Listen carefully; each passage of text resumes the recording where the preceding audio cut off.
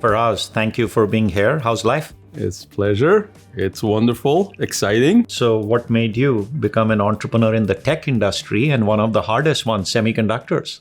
I got into the semiconductor after I had been in the tech business for almost 20 years. I was a user of semiconductors, but I had never worked in a semiconductor company, much less run one. I came to California actually on a weekend. At the time, I was developing DSL technology. Dr. Shiafi was actually one of the folks that I was partnering with at Stanford. And he was developing this DSL technology. And from there, it was a journey to a very successul company in this was communication. Yeah.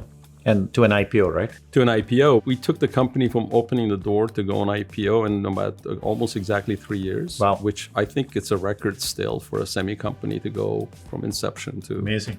And then once an entrepreneur, always an entrepreneur, then you did a second company. Having had that success, I was still, in my 30s, and it wasn't long before I got into the second one, which was Cognichip Corporation. And Cognichip was building 10 gigabit Ethernet chips, taking the 1 gig to 10 gig. Fantastic engineering team, partnership with NVIDIA. We built the first 10 gigabit Ethernet and that for went automotive. Public too, right? So we took that one public in 2017, and then merged it with Marvell in 2019. And then you left to start a venture capital firm or go on the beach? Yeah, so never on the beach. Yeah, I know you. Beach is only good for a couple of days, right? Yep. It's good for a weekend. I went back in with my partner from Centillium days and my wife, who is also a Stanford graduate, like yourself, software entrepreneur, and we started Can Do Ventures. We made 40 some odd investments, stayed away, by the way, from semiconductor. It was really a good journey. And, amazing.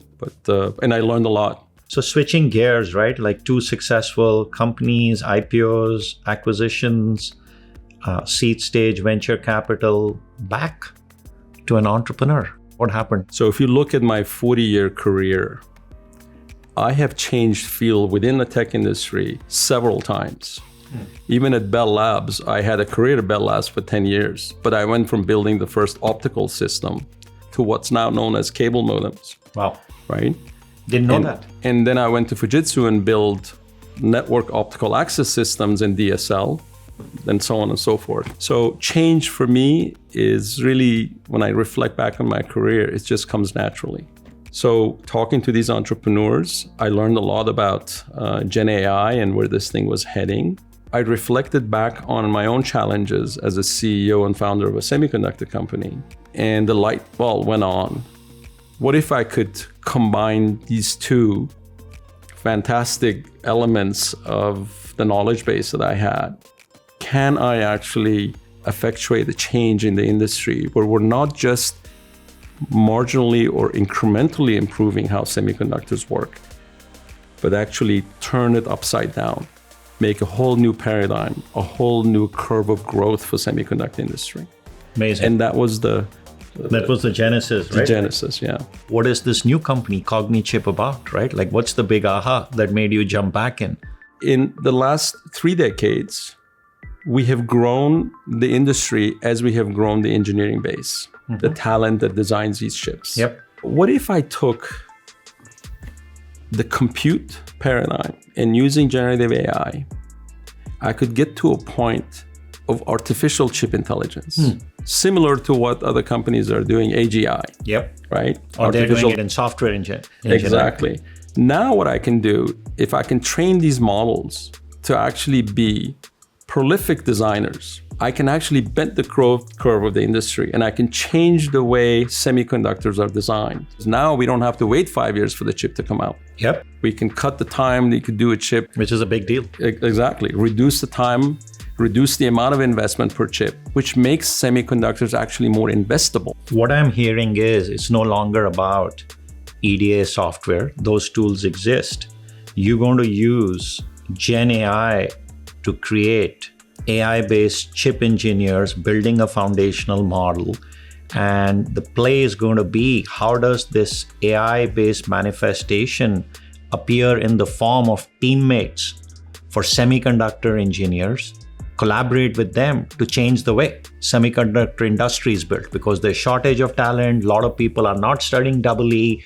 So it's a confluence of some of these things, what Mayfield calls the collaborative intelligence era, which is good for everybody.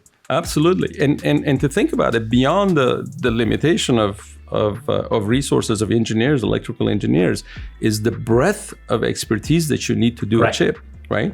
And it's not always possible to have that breadth in the same place. What this paradigm does, it brings that expertise into the compute infrastructure and available to you to complete your team so you can do the device that you want. And on demand. And can be, and can be available all the time on as much of it as you want. And with the cost of compute coming down over time, this really becomes a fountain of creativity and energy to do more chips. That's great. You've had a lot of success. You've worked with a lot of VCs. How did you get to know about us, and why did you ask an intro? Why Mayfield and why Naveen? Number one, Mayfield obviously has been around for a very long time. Naveen, you yourself have an impeccable reputation in this industry. You're not just a VC, you're a VC entrepreneur. I wanted to have a VC as the founding investor in our company that had been through the entrepreneur journey and understood what we were building and was technical enough to actually relate to the vision. You checked all of those boxes. Mayfield checked all of those boxes. But I got to tell you, that's not where it starts. I have never come across a uniform level of commitment and competence in helping entrepreneurs. You have an outstanding team built around yourself as well. When we need something, they're there, and they're there until it's delivered, which is amazing. Thank you. And it's very unique, and I want to tell that to you off camera or in camera. I'll tell you the same thing. It's very unique. It's about great people, similar values, mission oriented, and we need to be partners for life. Let me ask you. You know the vision. You supported the vision from the beginning. How do you see this impacting the semi industry as a whole, at the global level? So I think in my mind, it's not just the semiconductor industry. The impact of Cognichip is going to be on humanity, because what you guys are doing, using AI as an ingredient in technology, you're going to collaborate with humans first in a vertical industry, which is semiconductors, right, and change the way people work in that industry. And as a result, the way they live. So you're going to elevate humans to superhumans. And where there's shortage of talent, you'll help the small companies. The big companies, they want to get more efficient. And there's value prop for the mid. But what's going to happen is, with your success in semiconductors, you're going to give the vision to entrepreneurs to go do this in different industries. That's right. This is not ChatGPT. This is a manifestation of AI manifesting itself in the form of a teammate to collaborate with people who work in that industry and change the way they work and live. Thank you for thinking about this industry and inspiring other entrepreneurs to do this in their domain. So thank you. We thank you, and proud to have you in our team. Yeah. Onwards. Onwards.